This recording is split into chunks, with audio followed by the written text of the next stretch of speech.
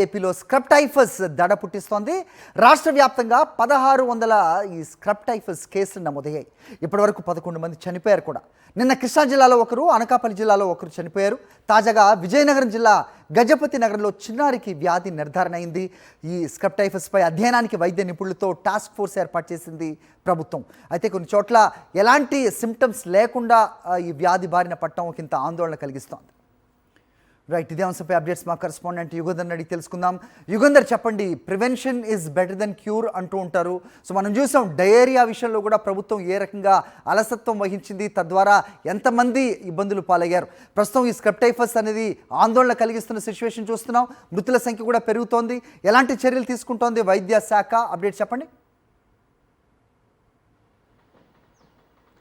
హరి, విజయనగరం జిల్లాలో scrub typhus వ్యాధి అనేటువంటిది చాలా ఆందోళనకరంగా కనిపిస్తోంది. డిసెంబర్ తొలివారంలో కూడా చీపురిపిల్లి మండలం మెట్టవలస ప్రాంతానికి చెందినటువంటి చందక రాజేశ్వరి అనేటువంటి మహిళ స్క్రబ్ టైఫస్ వ్యాధి నిర్ధారణ అయిన తర్వాతే ఒక ప్రైవేట్ ఆసుపత్రిలో చికిత్స పొందుతూ మృతి చెందింది. దీంతో రాష్ట్ర వ్యాప్తంగా కూడాను అధికార యంత్రాంగం అంతా కూడా అప్రమత్తమయ్యారు, వైద్య శాఖను అప్రమత్తం చేశారు. అయినప్పటికీ కూడాను అది ఏది కూడా క్షేత్రస్థాయిలోని పనిచేయలేదని మనం చెప్పుకోవచ్చు. తాజాగా ఈ రోజున గజపతి నగరం కాన్స్టిట్యున్సీలోని చెందినటువంటి బొండపల్లి మండలం మరువాడకు చెందినటువంటి నీలం కాన్వి ప్రియ అనేటువంటి 3 ఏళ్ల చిన్నారికి వ్యాధి సోకినట్టుగా తెలుస్తుంది. చిన్నారి తండ్రి ఒక ప్రైవేట్ ఆసుపత్రికి జ్వరం తగ్గకపోవడంతో ప్రైవేట్ ఆసుపత్రికి తీసుకెళ్తే అక్కడ ఎలీషా టెస్ట్ చేశారు.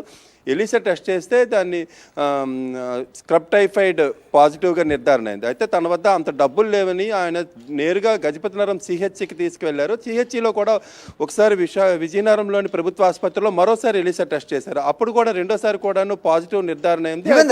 అక్కడ ఉన్నటువంటి డాక్టర్ ప్రవీణ్ చెప్తున్న మాటల ప్రకారం ఏంటంటే అమ్మాయి తాలూకు శరీరం మీద ఎక్కడ కూడా దద్దుర్లు కానీ లేకపోతే ఇతర లక్షణాలు అవి కనిపించలేదు. అనుకోకుండా అది జ్వరం తగ్గకపోవడంతో అనుమానంతో ఎలీషా టెస్ట్ చేస్తే స్క్రబ్ టైఫస్ పాజిటివ్ అనేటువంటిది బయటపడింది. ఇట్లాంటి ఘటనలు చాలా ఆందోళనకరంగా ఉంటాయి.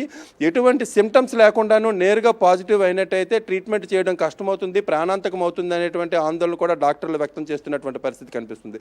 ఇప్పటికే ముఖ్యమంత్రి చంద్రబాబు నాయుడు పలుమార్లు దీని మీద వీడియో కాన్ఫరెన్సులు పెట్టారు, టెలికాన్ఫరెన్సులు పెట్టారు, వైద్య శాఖ కమిషనర్ కూడా చేశారు. కానీ ఏ పిహెచ్సి దగ్గర కూడా దీనికి నివారణకు సంబంధించినటువంటి ఒక పోస్టర్స్ కానీ లేకపోతే సచివాలయ ఆరోగ్య శాఖ సిబ్బంది ద్వారా గ్రామస్తులను అప్రమత్తం చేయటం, ఎలా నివారించుకోవాలి అనే దాని మీద అయితే ఒక పెద్ద క్యాంపెయినింగ్ జరగాలి. కానీ ప్రభుత్వం అయితే మాత్రం ఈ విధంగా క్యాంపెయినింగ్ చేసినటువంటి దాఖలాలు మనకు కనిపించలేదు. హరి, రైట్, అంటే ఏంటి ట్రీట్మెంట్ దీనికి ఏ రకంగా ఉంటుంది? సిమ్టమ్స్ ఉంటే కనుక సో వాళ్ళకి అవగాహన కల్పించాల్సిన అవసరం ఉంటుంది కదా ప్రజలకు. ఏం చెప్తున్నారు డాక్టర్స్, ఏం చెప్తున్నారు? ట్రీట్మెంట్ ఎలా ఉంటుంది? అంటే అంత డబ్బులు మా దగ్గర లేవు అంటే కనుక ఇది ఖర్చుతో కూడుకున్న వ్యవహారమా? ట్రీట్మెంట్కి ఎంత ఖర్చు అవుతుంది? ఈ అప్డేట్స్ ఏమన్నా ఉన్నాయా? ఇవి డాక్టర్లు ప్రజలకు అవగాహన కల్పించే ప్రయత్నం చేస్తున్నారా? హరి, ఇది డాక్టర్లు అవగాహన కల్పించడం కాదు, ప్రభుత్వమే ప్రజలకి అవగాహన కల్పించాలి. ఎందుకంటే ఈ స్క్రబ్ టైఫస్ అనేటువంటిది నల్లి ఆకారంలో ఉన్నటువంటి ఒక పురుగు. ఇది ఎక్కువగా తోటలు, పంట పొలాలు ఉన్న చోట మొక్కలపైన అభివృద్ధి చెందుతుంది. అది నేరుగా మనుషుల తాలూకా బట్టలపైన, బట్టలు లోపల భాగంలోని ఎండ నేరుగా తగలకుండా లోపల భాగంలో ఉన్న దాంట్లో ఇది అంటుకొని ఉంటుంది. అంటుకొని ఉన్న తర్వాత శరీరానికి కాట్లు వేయడం జరుగుతుంది. ఈ కాట్లు వేసేటప్పుడు అక్కడ చిన్న చిన్న ఎర్రటి దద్దురు లాంటివి రావటం, చర్మం అక్కడ చిన్న మంట ఏర్పడటం, ఇచ్చింగ్ రావటం అనేటువంటిది జరుగుతుంది. యుగంధర్, నేను అడిగింది ట్రీట్మెంట్ ఏంటి, ఎంత ఖర్చు అవుతుంది అనేది వైద్యులు చెప్పారా? అదేమన్నా ఇన్ఫర్మేషన్ ఉందా?